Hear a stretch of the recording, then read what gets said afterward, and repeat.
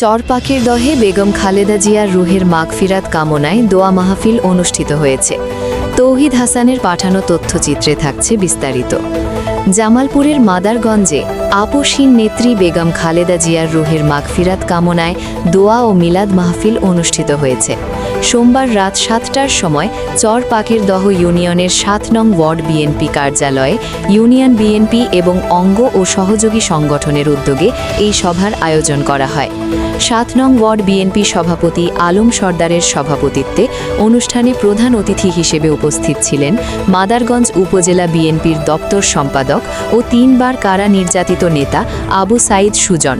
দোয়া মাহফিলে অন্যান্যের মধ্যে আরও উপস্থিত ছিলেন উপজেলা ছাত্রদলের সদস্য নাঈম ইসলাম, 9 নং ওয়ার্ড বিএনপির সিনিয়র যুগ্ম সাধারণ সম্পাদক জাহাঙ্গীর আলম, উপজেলা শ্রমিক দলের সাবেক সদস্য বেলাল মোল্লা, চরপাখিরদহ ইউনিয়ন যুবদলের সাবেক ভারপ্রাপ্ত সভাপতি নজরুল ইসলাম ও যুবদল নেতা মাহমুদুজ্জামান, চরপাখিরদহ ইউনিয়ন ছাত্রদলের সিনিয়র সহসভাপতি নূর ইসলাম, ওয়ার্ড বিএনপির সাবেক সদস্য নাদের, করইচড়া ইউনিয়ন বিএনপির সম্মানিত সদস্য তৌহিদ হাসান, ইউনিয়ন স্বেচ্ছাসেবক দলের সদস্য সচিব পদপ্রার্থী মোহাম্মদ আলমগীর হোসাইন হৃদয়, যুবদল নেতা আসিফ এবং ইউনিয়ন শ্রমিক দলের যুগ্ম আহ্বায়ক আজিজুল হক।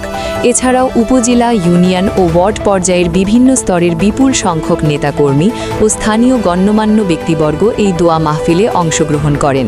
অনুষ্ঠানে বেগম খালেদা জিয়ার রুহের মাগফিরাত এবং দেশ ও জাতির কল্যাণ কামনায় বিশেষ মোনাজাত করা হয়। দোয়া ও মোনাজাত পরিচালনা করেন মাদ্রাসার শিক্ষক মাওলানা রাশিদুল ইসলাম। মাদারগঞ্জ উপজেলা বিএনপির দপ্তর সম্পাদক আবু সাইদ সুজন একজন নির্যাতিত নেতা। স্বৈরাচারী সরকারের আমলে দেওয়া অনেকগুলো মিথ্যা মামলার আসামি তিনি মিথ্যা মামলায় 3 বার জেল খাটেন। সে সময় তার পরিবারও অনেক নির্যাতনের শিকার হয়। আবু সাইদ সুজনের পিতা জনাব ইব্রাহিম খলিল তিনিও জেল খাটেন স্বৈরাচারী সরকারের দোসরদের মিথ্যা মামলায়।